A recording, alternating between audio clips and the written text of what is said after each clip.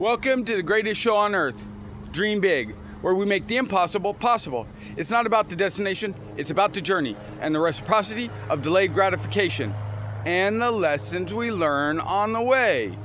We will be taking the world on this once-in-a-lifetime journey to explore the infinite into Earth and into the stratospheres of the unknown universe of cognitive thought. Fearfully and wonderfully made in the image of God, such knowledge is too wonderful for me. It's high, I cannot attain it. And yet, I search desperately for it. What exactly? Wisdom, the power of knowledge, the kingdom of God to be exact, and just beyond where the horizon meets the ocean, where heaven and earth meet, we dare to travel there. We literally are taking the world on this once-in-a-lifetime journey. Serious. It's going to be epic. The show drops in a week and 3 days. I'm hoping to get this trailer done and put out so that you guys can see it. I'm not a big tech guy, obviously, so I have to learn this stuff on the way. But for you dreamers to be following me, that's awesome, and I do appreciate that. So hit like, share, and subscribe. Don't forget the notifier, and follow me. So, nuggets today. What are we going to be dropping today that will let you guys know what we're doing without letting you guys know what we're doing? So, you know it's a restaurant. It's wrapped around the greatest game, the greatest American game, and Mexican food. Well, I don't think taco pizza is Mexican food, but jalapeno stuffed crust cheese, brick fire taco pizzas. All you can eat taco bar, and then also gaming. Gaming's going to be involved. But not just any game. It's got to be epic, you know. It's got to be the next generation. So, artificial intelligence, computer animated design, stuff like that.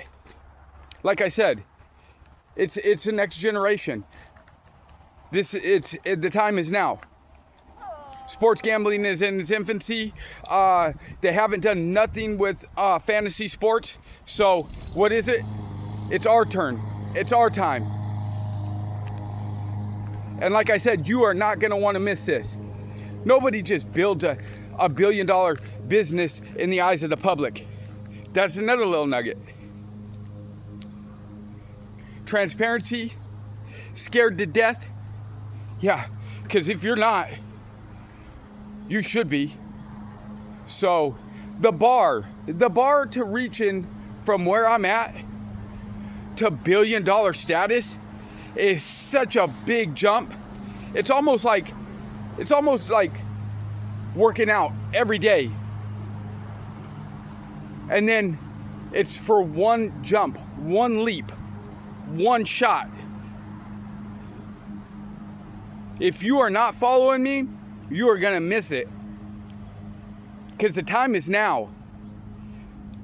I mean, it's all cool and everything. You make podcasts, you sit at the table, which, I mean, we are going to be doing that, but we have cameras. What are you doing? Create shows, create something authentic, something genuine. That's why we scroll through YouTube. We look through YouTube for something authentic, something genuine, something that hits our heart. Something that draws us in. But I'm not doing this for selfish. I'm doing this because God called me to do it. And one way or the other, I have to put one foot in front of the other and get up and do something that pertains to this, because this is what God's called me to do. The movement.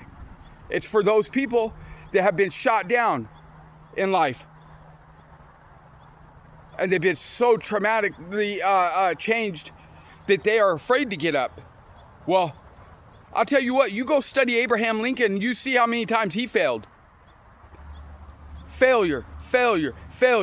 It wasn't until one time and he made it. And then we knew who he was. And his name reigns in history. It's whatever you want to do. You want to leave a positive footprint in life? You have to go after it. But also, the treatment centers. Zig Ziglar said, if you give enough other people what they want, you'll get what you want. Well, I hate that word philanthropy. I just do not like it. But I also like making a difference. I like giving back. It feels good. But these treatment centers, like I said, they're growing to the size of the hospitals. They give them Suboxone. I'm not banging on Suboxone, by the way. I'm not. I would never bang on something that helps somebody get better. There's people that get off heroin on that. There's people that get off these blues, fentanyl, and now they're making other stuff, synthetics. And I'll tell you what, the methamphetamine is no longer the same chemical that they were making back then. That's changed. The chemical compound, and that's changed. And now I believe it's causing more mental health issues. But it's not that so much as the fentanyl that kills our people. But these people don't know what they're doing. They get something in a bag and they get it, the cheese slice off the cracker, never to be the same again. Because they'll smoke anything, they'll shoot anything, they'll do anything. And all it takes is one time, and they lose their mind, never to be right again.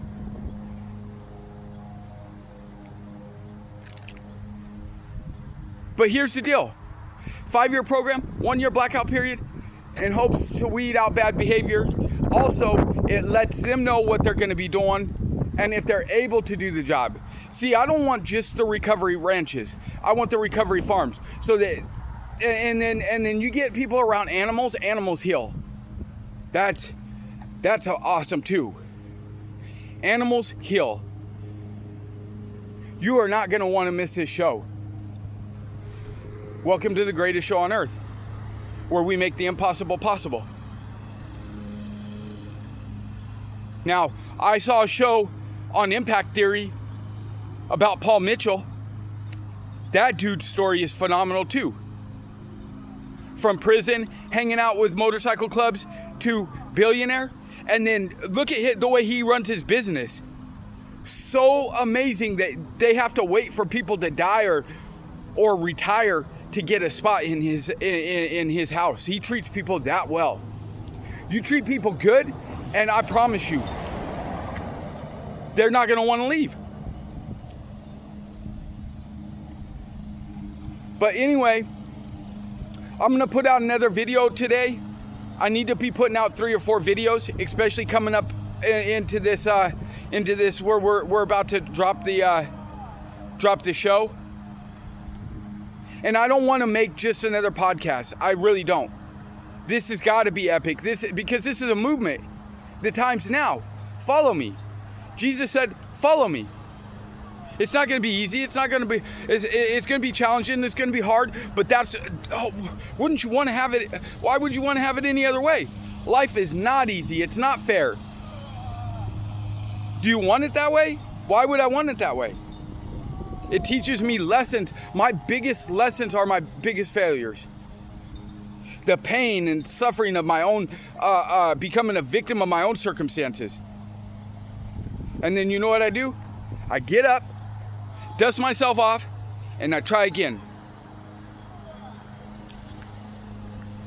And then this time when I was locked up, I spent the whole 3 years writing up this plan for this. And you know what I did? I got out and I did it. Because before, there was no movement. I didn't respect it. I didn't respect what God gave me. But there's also a story in the Bible about talent.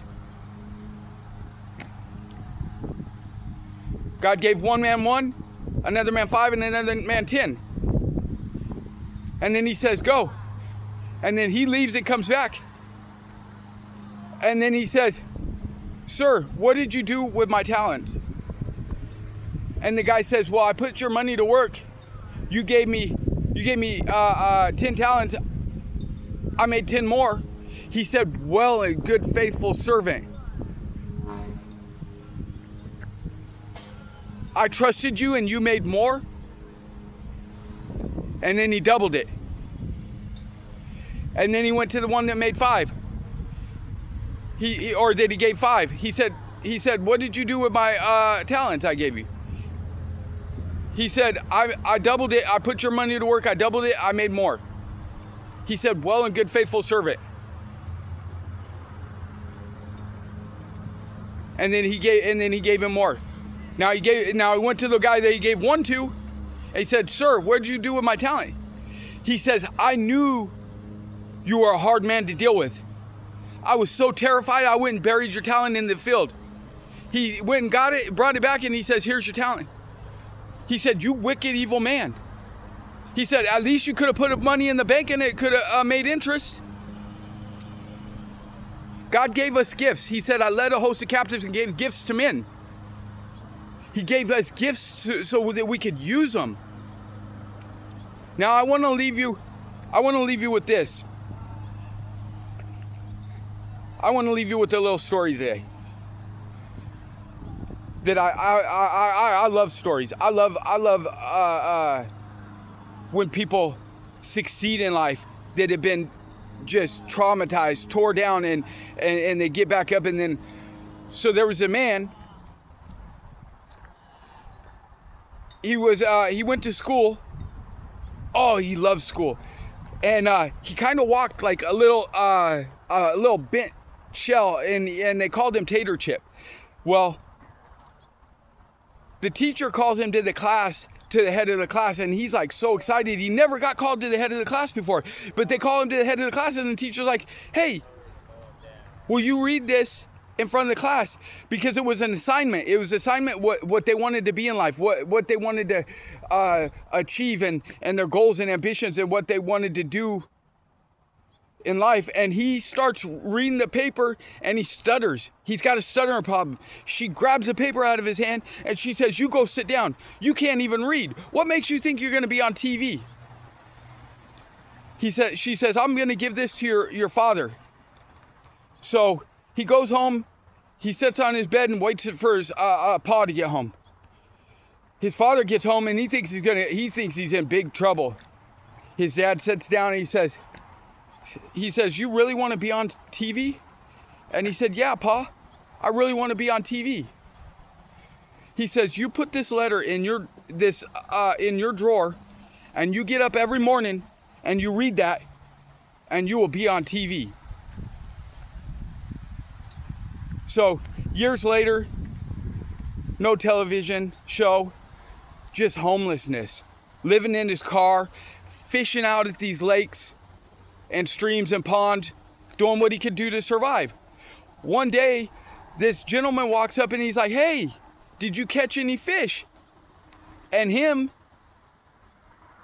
being proud, he pulls up his fish, and he's like, yeah. He's like, I got fish. He says, you put those fish back. This is not your lake. This is my lake. And you get on up out of here. So he jumps in his car, and he's in tears. He's in tears. And he pulls out this map, and he does the math, and he calculates. He's like, oh my gosh. And he's like, God, please. He says, I'm not asking for much. He says, what I'm asking for is an area with a lake on it so I can fish and I can eat. I'm not asking for much more. Anyway,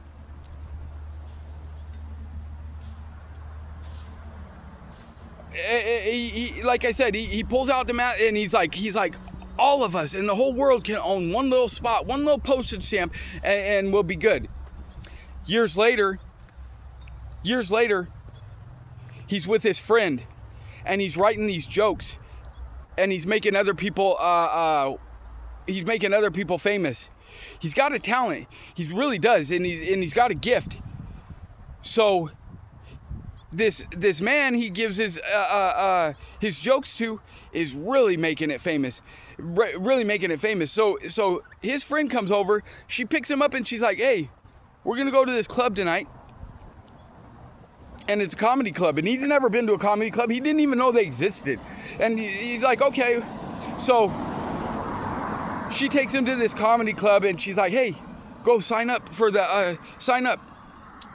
open mic. He goes and signs up for open mic, and he's sitting down. He can't afford much. So what he's doing is he's drinking his soda really slow, and he's listening to the jokes. He's not laughing. And she's like, "Why are you not laughing?" And he's like, "Because their delivery sucks, and I already know the punchline." Next thing you know, the guy comes up and he's like, "Hey, Steve,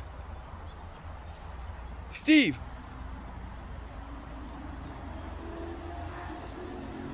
Harvey." He's like, "Somebody else's name is Steve Harvey in here?" And she says, "Boy, you can't be that stupid. Get on up there." So he goes up and he delivers an epic show. Just a freaking applause, and he's in tears. He's going home, and she's like, "Why are you crying?" He's like, "I didn't even know this existed." He's like, "I cannot believe this. I can't believe this exists." And so anyway, long story short, he sends that teacher a big screen television every year for Christmas. Not to be mean, because he's a God-fearing man. He loves God. Not to be mean or anything, but he sends her a big screen television because he's on every channel.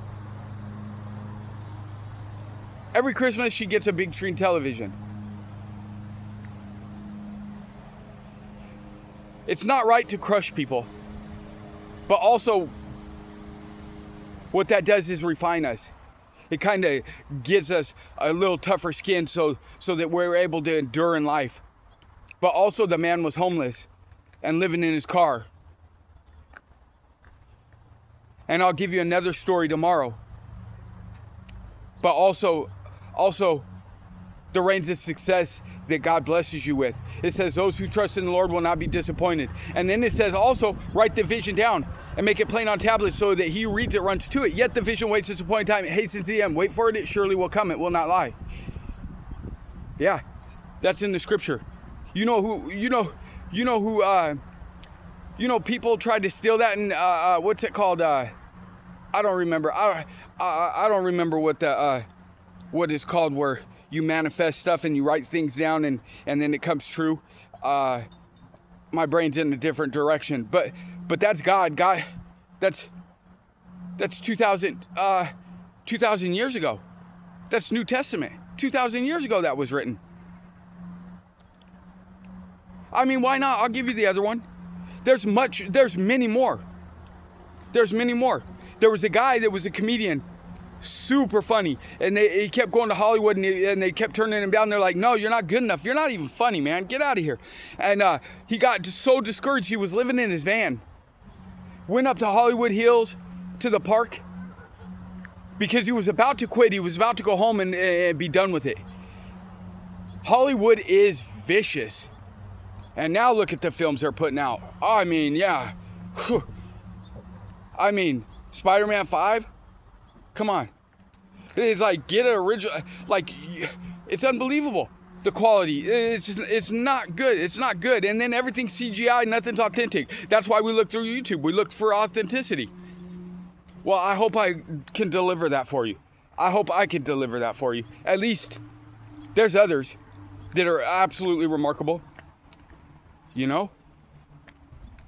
Jordan B. Peterson, one of the greatest minds of our time. Fascinating man, human being. Yeah. And if you can't find a mentor, find it in a book. Open a book. It doesn't hurt. My mentors were Arthur Schopenhauer, Friedrich Nietzsche, Plato. They were hard books to read. Fyodor Dostoevsky, Crime and Punishment and stuff like that. Those are 18th century writings. And I'm telling you, once I started getting good at reading those, then my speech started getting better, and then I started delivering more. But okay, there was a man up on Hollywood Hills sitting in his van, homeless, trying to get a gig in Hollywood, and they kept shooting him down. He pulls out a check out of his pocket, and he writes, "Acting services rendering $12 million.